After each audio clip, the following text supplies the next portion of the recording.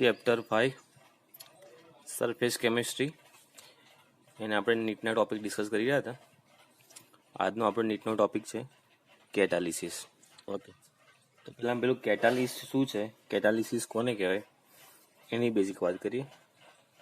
તો પહેલાં જ્યારે કોઈને કેટાલિસ શું છે ખબર નથી, તો લોકો કોઈ પણ કેમિકલ રિએક્શનમાં અલગ અલગ સબસ્ટન્સ ટ્રાય કરતા હતા અને એ સબસ્ટન્સ ટ્રાય કરતા હતા અને જોતા હતા કે એનાથી કોઈ પણ કેમિકલ રિએક્શનમાં શું ચેન્જ આવે છે. તો ફોર એક્ઝામ્પલ એક એવું કોઈક રિએક્શન હતું 2KClO3 પોટેશિયમ ક્લોરેટ, જે ડિકમ્પોઝ થાય અને આપણને KCl અને ઓક્સિજન મળતું હતું. હવે આ જે રિએક્શન છે એ નોર્મલી હાઈ ટેમ્પરેચર પર થાય છે. ટેમ્પરેચરની રેન્જ છે 653 થી લઈને 873 કેલ્વિન, હાઈ ટેમ્પરેચર પર થાય છે. પણ જ્યારે એની અંદર એ લોકોએ અલગ અલગ કમ્પાઉન્ડ ટ્રાય કર્યા, એમાંથી એક કમ્પાઉન્ડ ટ્રાય કર્યો MnO2. તો એની અંદર જ્યારે MnO2 એડ કરવામાં આવ્યો, MnO2 મેંગેનીઝ ડાયોક્સાઇડ, તો એ લોકોને જોવા મળ્યું કે આ રિએક્શન જે છે એમાં બે ચેન્જીસ આવ્યા. આ રિએક્શન એક તો ફાસ્ટ બની ગયું અને બીજું આની જે ટેમ્પરેચરની રિક્વાયરમેન્ટ હતી એ ઓછી થઈ ગઈ. હવે એટલું બધું ટેમ્પરેચર નહોતું જોતું, હવે ટેમ્પરેચર ઓછું જોઈએ છે. અને ટેમ્પરેચર કેટલું જોઈએ છે તો 473 થી લઈને 633 કેલ્વિન. તો MnO2 એડ કરવાથી રિએક્શનમાં બે ચેન્જીસ આવ્યા. રિએક્શન ફાસ્ટ બની ગયું અને ટેમ્પરેચરની રિક્વાયરમેન્ટ ઓછું થઈ ગઈ.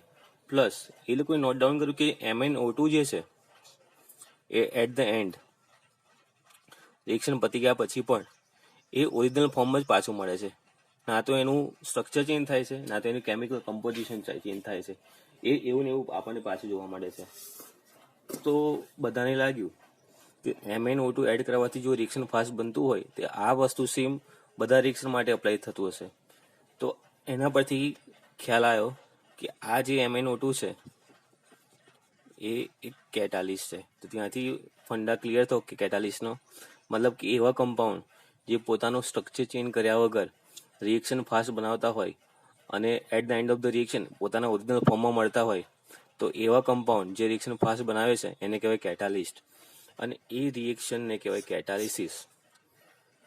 તો કેટાલિસ્ટ એટલે એવા કમ્પાઉન્ડ જે પોતાનું સ્ટ્રક્ચર ચેન્જ કર્યા વગર રિએક્શનને ફાસ્ટ બનાવતા હોય, અને એ રિએક્શન કહીશું કેટાલિસિસ. ઓકે, આટલું બેઝિક વસ્તુ તો આપણને બોર્ડમાં ખબર હતી. હવે પોઝિટિવ ને નેગેટિવ કેટાલિસિસ શું છે એ આપણે બોર્ડમાં નતા ભણ્યા. તો નેક્સ્ટ હવે ભણીશું આપણે પોઝિટિવ કેટાલિસિસ અને નેગેટિવ કેટાલિસિસ. તો પહેલી વાત કરીએ પોઝિટિવ કેટાલિસિસની. પોઝિટિવ કેટાલિસિસ. તો જો કેટાલિસ જે છે એ રિએક્શનની સ્પીડ ઇન્ક્રીઝ કરે, મતલબ કે એવા કેટાલિસ્ટ જે રિએક્શનને ફાસ્ટ કરાવડાવે, જે રિએક્શન સ્પીડમાં કરાવડાવે, રિએક્શનની સ્પીડ વધારે, એવા કેટાલિસ્ટને કહીશું પોઝિટિવ કેટાલિસિસ. તો આ નોર્મલી આપણે ક્વેશ્ચન થાય કે સર મોસ્ટલી રિએક્શન કેટાલિસ્ટનું કામ જ હોય ને કે રિએક્શન સ્પીડ વધારે, તો પોઝિટિવ ક્યાં વર્ડ યુઝ કરીએ છીએ? તો મતલબ કે જે કેટાલિસ્ટ જે છે એ રિએક્શનની સ્પીડ ઇન્ક્રીઝ પણ કરી શકે છે અને ડિક્રીઝ પણ કરી શકે છે. જો રિએક્શનની સ્પીડ ઇન્ક્રીઝ કરે તો એને પોઝિટિવ કેટાલિસિસ કહેવાય. અને જો નેગેટિવ કેટાલિસિસ હોય, એક વર્ડ છે નેગેટિવ કેટાલિસિસ, તો એ કેસમાં કેટાલિસિસ જે છે એ રિએક્શનની સ્પીડને ડિક્રીઝ કરશે. તો આ કેસમાં કેટાલિસ જે છે એ કેટાલિસના લીધે અહીંયા સ્પીડ ઇન્ક્રીઝ થતી હતી, અહીંયા સ્પીડ ડિક્રીઝ થશે. તો એવા કેટાલિસ જે રિએક્શન સ્પીડ ડિક્રીઝ કરાવે છે, રિએક્શનને રિટાર્ડ કરાવડાવે છે, એને કહીશું નેગેટિવ કેટાલિસિસ. ઓકે, પણ જો પોઝિટિવ કે નેગેટિવ કેટાલિસ્ટ વર્ડ યુઝ ના કર્યો હોય અને ખાલી કેટાલિસ્ટ વર્ડ યુઝ કર્યો હોય, તો નોર્મલી કેટાલિસ્ટ વર્ડ માટે આપણે જનરલી એવું સમજવાનું કે સ્પીડ ઇન્ક્રીઝ કરે છે. અનટિલ એન્ડ અનલેસ જ્યાં સુધી નેગેટિવ કે પોઝિટિવ વર્ડ યુઝ ના કર્યો હોય ત્યાં સુધી આપણે જો કેટાલિસ્ટ વર્ડ યુઝ કર્યો હોય તો એ કેસમાં રિએક્શનની સ્પીડ ઇન્ક્રીઝ થાય છે એમ જ સમજવાનું. પણ જો સ્પેસિફાઈ કર્યું હોય તો આ રીતે સમજવાનું. પોઝિટિવ કેટાલિસિસમાં રિએક્શનની સ્પીડ ઇન્ક્રીઝ થાય, નેગેટિવ કેટાલિસિસમાં રિએક્શનની સ્પીડ ડિક્રીઝ થાય. ફોર એક્ઝામ્પલ, પોઝિટિવ કેટાલિસિસનું એક્ઝામ્પલ જોઈએ કે SO2 માંથી SO3 બને છે. કોન્ટેક્ટ પ્રોસેસમાં સલ્ફર ડાયોક્સાઇડમાંથી સલ્ફર ડાયોક્સાઇડ બને છે.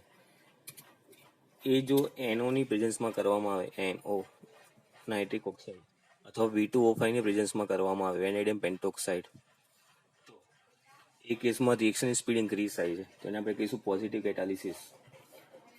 હવે નેગેટિવ કેટાલિસિસનું એક્ઝામ્પલ જોઈએ તો ઘણી વાર નીટના MCQsમાં પોઝિટિવ કેટાલિસિસનું બધું ખબર છે આપણને, જે પણ કેટાલિસ્ટના રિએક્શન છે બધું આપણને ખબર છે, પણ નેગેટિવ કેટાલિસિસના બહુ ઓછા રિએક્શન આપણને ખબર છે. તો એના આપણે એક્ઝામ્પલ યાદ રાખીશું. તો એક્ઝામ્પલમાં જો 2H2O2 છે, આ એક્ઝામ્પલ થયું પોઝિટિવ કેટાલિસિસનું. આ એક્ઝામ્પલ આપણે વાત કરીશું નેગેટિવ કેટાલિસિસનું. 2H2O2 ડિકમ્પોઝિશન થાય 2H2O પ્લસ O2 માં, એમાં જો આપણે એડ કરીએ ગ્લિસરોલની પ્રેઝન્સ હોય અથવા એસિટાનિલીડની પ્રેઝન્સ હોય, એસિટાનિલાઇડની પ્રેઝન્સ હોય, તો આ કેસની અંદર અથવા ફોસ્ફોરિક એસિડની પણ પ્રેઝન્સ હોય, ફોસ્ફોરિક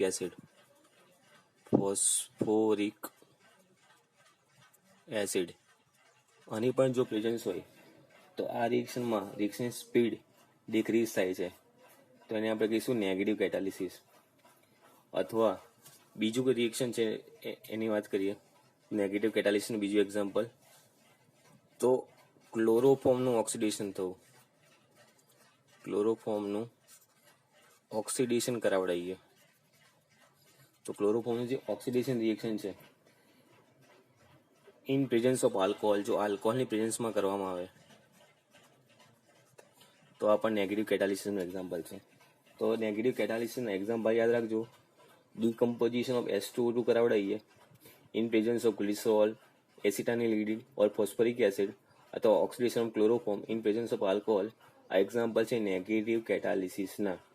એનો મતલબ એવો થયો કે નેગેટિવ કેટાલિસિસ મતલબ કે આ જો સબસ્ટન્સ પ્રેઝન્ટ હોય તો એ રિએક્શનની સ્પીડ ડિક્રીઝ કરે, રિએક્શનની સ્પીડ ઓછી કરે, રિએક્શનની સ્પીડ ઘટાડે. તો નેગેટિવ કેટાલિસિસના એક્ઝામ્પલ ખાસ યાદ રાખજો, જે આપણી બોર્ડની એમાં નથી તો આપણે યાદ રાખવાના છે. ઓકે, હવે કેટાલિસ્ટની મિકેનિઝમ જે આપણે ભણ્યા હતા કે કેટાલિસ્ટ કેમ રિએક્શન રેટ ઇન્ક્રીઝ કરે છે, તો કેટાલિસ્ટનું કામ છે એક્ટિવેશન એનર્જીને ઓછું કરવાનું. કોઈ પણ કેટાલિસ્ટ હોય એ કેટાલિસ્ટ શું કરે, એક્ટિવેશન એનર્જી છે, આપણે મિકેનિઝમ ભણી ગયા છે. એક્ટિવેશન એનર્જી ગુજરાતીમાં કહીએ તો સક્રિયકરણ ઉર્જા જે છે એને ડિક્રીઝ કરે છે, એને ઘટાડે છે, એટલા માટે એ રિએક્શનની સ્પીડ ઇન્ક્રીઝ કરી શકે. તો જો એક્ટિવેશન એનર્જી ડિક્રીઝ કરતો હોય તો પોઝિટિવ કેટાલિસ્ટ સેમ કામ કરતો હશે. એ શું કરતો હશે, એક્ટિવેશન એનર્જી ડિક્રીઝ કરતો હશે. પણ જે નેગેટિવ કેટાલિસિસ છે તો નેગેટિવ કેટાલિસિસ એક્ટિવેશન એનર્જી ઉલટાનું ઇન્ક્રીઝ કરતો હશે. એક્ટિવેશન એનર્જી ઇન્ક્રીઝ થાય તો રિએક્શન સ્પીડમાં થાય ને, રિએક્શનની સ્પીડ ઘટી જાય. તો આ એક પોઈન્ટ બીજો યાદ રાખીશું, પોઝિટિવ કેટાલિસ્ટ એક્ટિવેશન એનર્જીને ઓછી કરે છે, પોઝિટિવ કેટાલિસ્ટ, જ્યારે નેગેટિવ કેટાલિસ્ટ એક્ટિવેશન એનર્જીને વધારે છે, જેના લીધે રિએક્શનની સ્પીડ ઓછી થાય છે, રિએક્શન સ્લો થાય છે. તો આ થઈ વાત પોઝિટિવ કેટાલિસ્ટની અને નેગેટિવ કેટાલિસ્ટની. હવે નેક્સ્ટ આપણે વાત કરીશું promoters and પોઈઝન્સની.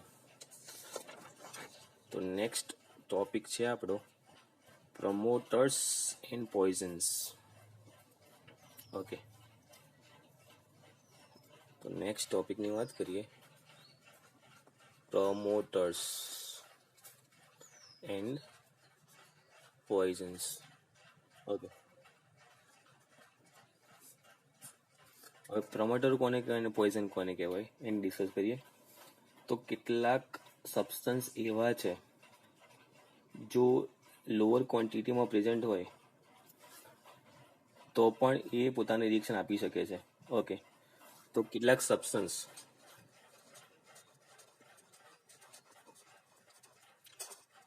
Like arsenic, carbon monoxide, એ જો પ્રેઝન્ટ હોય તો એ લોકો શું કરે, તો એ લોકો કેટાલિસ્ટની જે એક્ટિવિટી છે, કેટાલિસ્ટની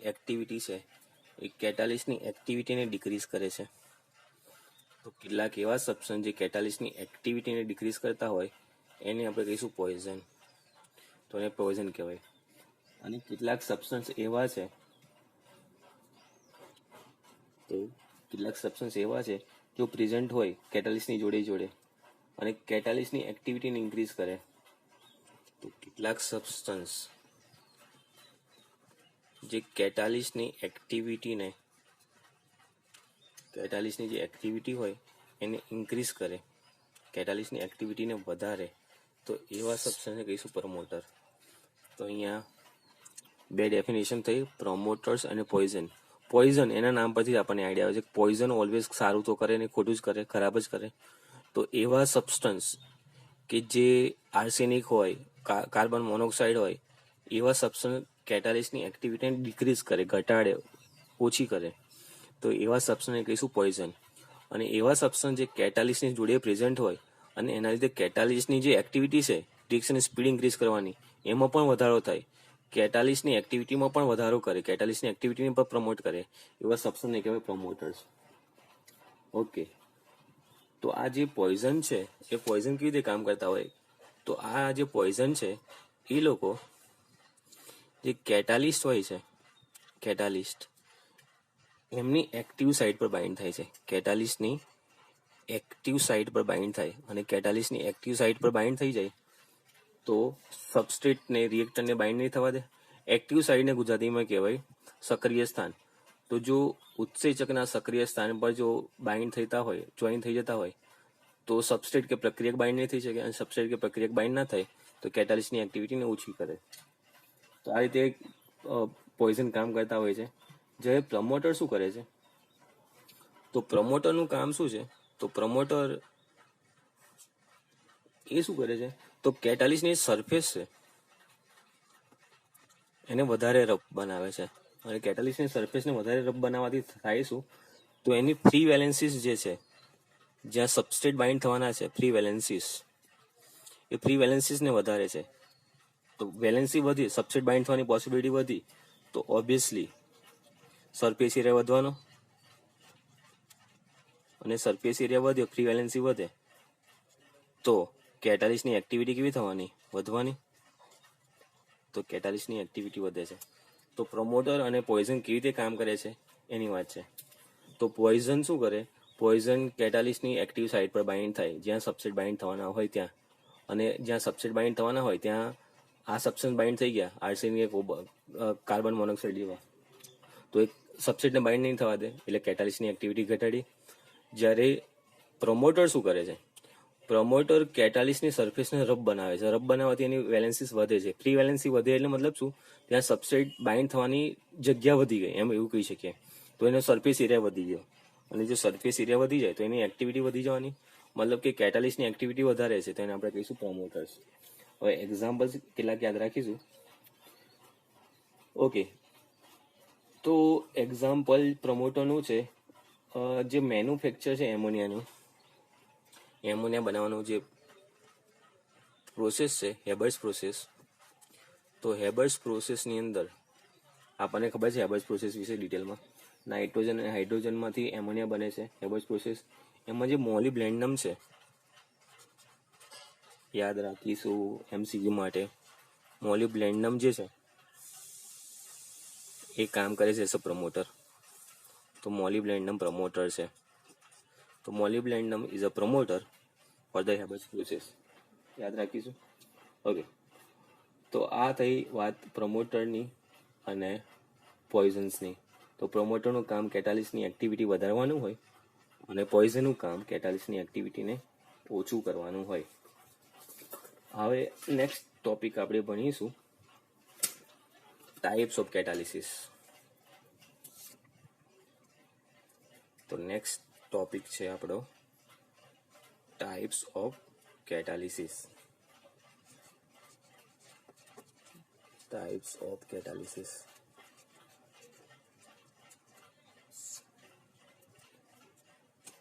જે ઉદ્દીપકથી થતી પ્રક્રિયાઓ છે એના પ્રકારો કેટલા? તો બે પ્રકાર છે, સમાંગ ઉદ્દીપન અને વિસમાંગ ઉદ્દીપન, ગુજરાતીમાં કહેવાય. ઇંગ્લિશમાં કહીશું એને હોમોજીનિયસ કેટાલિસિસ, હોમોજીનિયસ અને હિટ્રોજીનિયસ. સમાંગ અને વિસમાંગ. ઓકે, હવે ઓલરેડી આ ટોપિક બોર્ડમાં ભણી ગયા છે, એને ખાલી આપણે ક્વિક રિવાઇઝ કરીએ એક એક એક્ઝામ્પલ સાથે. બહુ ડિટેલમાં ડિસ્કસ નહીં કરીએ બિકોઝ ઓલરેડી ટોપિક આવી ગયો છે, પણ નીટમાં ખાલી એને રિવાઇઝ કરીએ છીએ આપણે. Okay, homogeneous catalysis. તો એવું કેટાલિસિસ કે જેમાં સબસ્ટ્રેટ હોય એટલે કે પ્રક્રિયક અને કેટાલિસ્ટ બંને સેમ ફેઝમાં હોય. અહીંયા છે ને હોમો મતલબ સેમ, તો બંને સેમ ફેઝમાં હોય. સેમ ફેઝમાં મતલબ કે સોલિડ તો સોલિડ, લિક્વિડ તો લિક્વિડ, ગેસિયસ તો ગેસ. તો હોમોનો મતલબ સેમ થાય ને, તો બંને સેમ ફેઝમાં હોય. તો એ હિસાબે અહીંયા જોવા જઈએ તો હિટરોનો મતલબ ડિફરન્ટ થાય. તો મતલબ કે સબસ્ટ્રેટ અને કેટાલિસ્ટ બંને કેવા ફેઝમાં હશે? ડિફરન્ટ ફેઝમાં હશે. તો બંને હશે ડિફરન્ટ ફેઝમાં. તો અહીંયા ડિફરન્ટ ફેઝ હોય. એક એક એક્ઝામ્પલ જોઈ લઈએ. એક્ઝામ્પલ હોમોજીનિયસનું, તો આપણી પાસે SO2 ગેસ છે. તો 2SO2 ગેસ એ ઓક્સિજન જોડે રિએક્ટ કરે તો SO2 ગેસ પણ ગેસિયસ ફોર્મમાં છે, ઓક્સિજન પણ ગેસિયસ ફોર્મમાં છે. એમાંથી SO3 બને છે, 2SO3 ગેસિયસ ફોર્મમાં. તો રિએક્ટ અને પ્રોડક્ટ ગેસિયસ ફોર્મમાં છે. એમાં જે કેટાલિસ્ટ યુઝ કરીએ છીએ આપણે NO, એ કેટાલિસ્ટ પણ ગેસિયસ ફોર્મમાં છે. તો રિએક્ટન્ટ અને એટલે કે સબસ્ટ્રેટ અને કેટાલિસ્ટ બંને સેમ ફેઝમાં છે, તો એને હોમોજીનિયસ કહીશું. હિટ્રોજીનિયસનું એક એક્ઝામ્પલ જોઈ લઈએ. તો હિટ્રોજીનિયસનું એક્ઝામ્પલ છે, જોવાનું જાણીતું એક્ઝામ્પલ જે ઓલમોસ્ટ બધાને ખબર હશે. નાઇટ્રોજન ગેસિયસ ફોર્મમાં, હાઇડ્રોજન ગેસિયસ ફોર્મમાં. એમાંથી જે એમોનિયા બને છે એ પણ ગેસિયસ ફોર્મમાં છે. પણ એમાં જે કેટાલિસ્ટ યુઝ કરીએ છીએ આયન Fe, એ સોલિડ ફોર્મમાં છે. તો અહીંયા સબસ્ટ્રેટ અને કેટાલિસ્ટ ડિફરન્ટ ફેઝમાં છે, એટલે આપણે એને કહીશું હિટ્રોજીનિયસ કેટાલિસિસ. તો હોમોજીનિયસ ને હિટ્રોજીનિયસ, સમાંગ અને વિસમાંગ, એમાં તફાવત શું છે મેઇન? તો અહીંયા સબસ્ટ્રેટ ને કેટાલિસ્ટ સેમ ફેઝમાં હોય, અહીંયા સબસ્ટ્રેટ ને કેટાલિસ્ટ ડિફરન્ટ ફેઝમાં હોય. તો આ એનો મેઇન ડિફરન્સ છે. ઓલરેડી આ તો આપણને બધું ખબર જ છે, એકવાર રિવાઇઝ કરી દીધું. હવે નેક્સ્ટ જે ઇમ્પોર્ટન્ટ ટોપિકની વાત કરીએ આપણે, જે આપણે ભણ્યા નથી બોર્ડની અંદર, એ ટોપિક છે ઓટો કેટાલિસિસ. તો નેક્સ્ટ ટોપિક જે કામનો ટોપિક છે ઓટો કેટાલિસિસ, જેને ડિટેલમાં સમજીએ આપણે. ઓટો કેટાલિસિસ તો જ્યારે કેમિકલ રિએક્શન થઈ રહ્યું હોય એમાં વન ઓફ ધ પ્રોડક્ટ જે છે, વન ઓફ ધ નિપજ જે છે, એ પોતે કેટાલિસ્ટનું કામ કરે તો ઓટો કેટાલિસિસ કહેવાય. એટલે મતલબ સમજી લો, આ રિએક્ટન્ટ છે, એમાંથી પ્રોડક્ટ મળી રહે છે 2, P1 + P2. એમાંથી one of the product, A product પોતે કેટાલિસ્ટનું કામ કરે, એને ઓટો કેટાલિસિસ કહેવાય. જો એનું નામ છે ઓટો, સેલ્ફ, પોતે. તો પોતે જ રિએક્શનમાં કેટાલિસિસનું આ કામ કરે, બહારથી કેટાલિસ્ટ એડ કરવાની જરૂર ના પણ પડે, પોતે જ વન ઓફ ધ પ્રોડક્ટ કેટાલિસ્ટનું કામ કરે તો એને ઓટો કેટાલિસિસ કહેવાય. તો ડ્યુરિંગ અ કેમિકલ રિએક્શન, કોઈ પણ રાસાયણિક પ્રક્રિયા દરમિયાન, if one of the products, કોઈ પણ એક નિપજ કેટાલિસ્ટની જેમ કામ કરે, ઉદ્દીપકની જેમ કામ કરે, એને કહીશું ઓટો કેટાલિસિસ. એક્ઝામ્પલ છે જ્યારે આપણે KMnO4 નું ટાઇટ્રેશન, ઓક્ઝાલિક એસિડનું ટાઇટ્રેશન કરીએ છીએ. એક્ઝામ્પલ, ટાઇટ્રેશન કરીએ છીએ ઓફ ઓક્ઝાલિક એસિડ, કોની પ્રેઝન્સમાં, કોની સાથે? તો KMnO4 સાથે. KMnO4 in presence of H2SO4, કોઈ એસિડની પ્રેઝન્સમાં. તો ઓક્ઝાલિક એસિડનું ટાઇટ્રેશન કરીએ KMnO4 ના સોલ્યુશન સાથે ડાયલ્યુટ H2SO4 ની પ્રેઝન્સમાં. તો શરૂઆતમાં જે KMnO4 નો કલર જે છે એ સ્લોલી મૂવ થશે. તો KMnO4 નો જે કલર છે શરૂઆતમાં રિએક્શન કેવું હશે? સ્લો હશે. પછી ધીમે ધીમે સ્લો હશે અને ધીમે ધીમે રિએક્શન ફાસ્ટ બને છે. આવું કેમ થયું? શરૂઆતમાં KMnO4 નો કલર જે હતો એ ધીમે ધીમે જઈ રહ્યો હતો અને પછી ધીમે ધીમે રિએક્શન ફાસ્ટ બની ગયું. તો કેમ થયું? બીકોઝ આ રિએક્શનમાં વન ઓફ ધ પ્રોડક્ટ મળે છે Mn+2.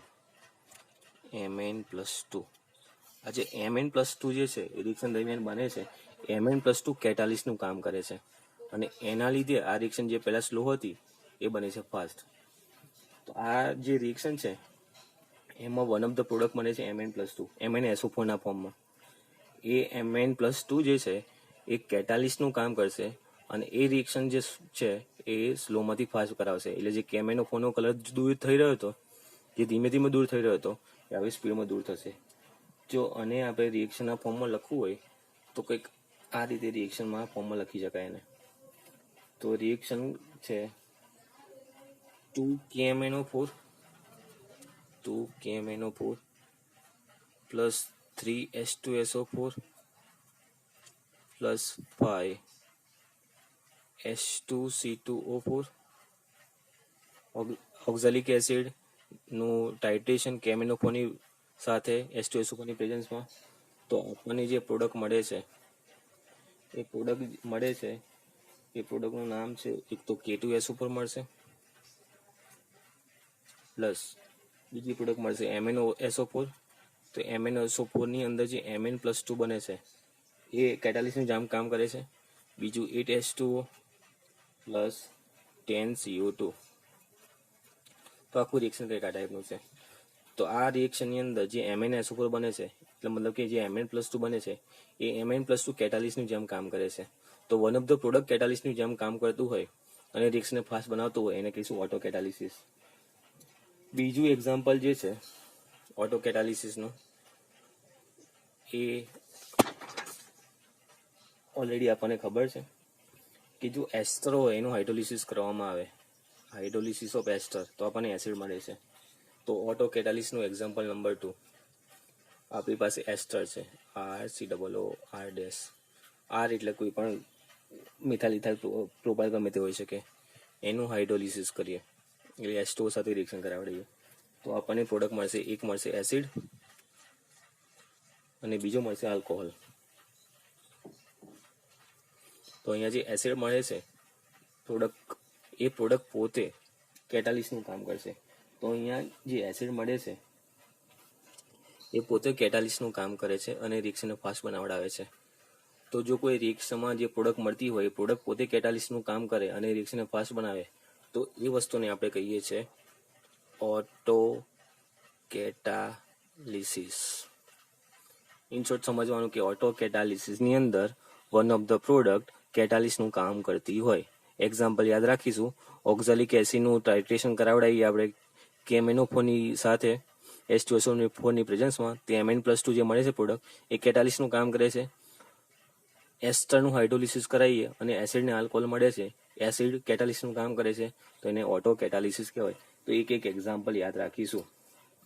નેક્સ્ટ ટર્મિનોલોજી ભણવાના છે ઇન્ડ્યુસ્ડ કેટાલિસિસ. ઇન્ડ્યુસ્ડ કેટાલિસિસ નેક્સ્ટ ટોપિક છે આપણો, ઇન્ડ્યુસ્ડ કેટાલિસિસ. ઓકે, હવે ઇન્ડ્યુસ્ડ એટલે મતલબ કે એક રિએક્શન બીજા રિએક્શનને ઇન્ડ્યુસ કરતો હશે, અફેક્ટ કરતો હશે. તો જ્યારે કોઈ પણ રિએક્શન એ બીજા રિએક્શનને અફેક્ટ કરે છે, અધરવાઇઝ એ રિએક્શન પોસિબલ નહોતું થવાનું, તો એને કહીશું ઇન્ડ્યુસ કેટાલિસિસ. ફરીથી સમજાવું. એક રિએક્શન, મને માની લો એક રિએક્શન છે A2B જે પોસિબલ નહોતું થવાનું, પણ એ રિએક્શન થાય છે બીજા કોઈ રિએક્શનના લીધે. તો બીજું કોઈ રિએક્શન છે માની લો P2Q. તો P2Q રિએક્શન થયું, એના રિએક્શનના લીધે આ રિએક્શન ઇન્ડ્યુસ થયું છે, આ રિએક્શન પોસિબલ થયું છે, તો એને કહીશું ઇન્ડ્યુસ કેટાલિસિસ. ઇન્ડ્યુસ કેટાલિસિસનો મતલબ એક રિએક્શન જે નોર્મલ કન્ડિશનમાં સેમ ટેમ્પરેચર પર સેમ પ્રેશર પર પોસિબલ નહોતું, પણ બીજું કોઈ રિએક્શન થવાથી એ રિએક્શન અફેક્ટ થયું છે. સપોઝ P2Q રિએક્શન ઇઝીલી થતું હતું, A2B રિએક્શન ઇઝીલી નહોતું થતું, પણ P2Q રિએક્શન થવાથી જે પ્રોડક્ટ મળી છે એ આ રિએક્શનને ઇન્ડ્યુસ કરાવડાવે છે, આ રિએક્શનને પોસિબલ કરાવડાવે છે, તો એને કહીશું ઇન્ડ્યુસ કેટાલિસિસ. તો કોઈ રિએક્શન અફેક્ટ કરે છે બીજા કોઈ રિએક્શનના રેટને, આ રિએક્શનનો રેટ અફેક્ટ કરે છે બીજા કોઈ રિએક્શનના રેટને, તો એને આપણે કહીશું ઇન્ડ્યુસ્ડ કેટાલિસિસ. એક્ઝામ્પલની વાત કરીએ, પ્રોપર એક્ઝામ્પલ, આ તો જનરલ એક્ઝામ્પલ આપ્યું, પ્રોપર એક્ઝામ્પલની વાત કરીએ તો જો સોડિયમ આર્સેનાઇડ છે સોડિયમ આર્સેનાઇટ. તો સોડિયમ આર્સેનાઇટ છે એ એરની પ્રેઝન્સમાં નોર્મલી ઓક્સિડાઇઝ થતો નથી, એનું ઓક્સિડેશન પોસિબલ નથી. સોડિયમ આર્સેનાઇટ એ ઓક્સિડાઇઝ નથી થતું એરની પ્રેઝન્સમાં, પણ જો એટલે મતલબ એમને એર પાસ કરવામાં આવે સોડિયમ આર્સેનાઇટમાંથી તો ઓક્સિડાઇઝ થતું નથી. પણ જો sodium arsenite plus sodium sulphide બંને પ્રેઝન્ટ હોય, sodium arsenite plus sodium sulphide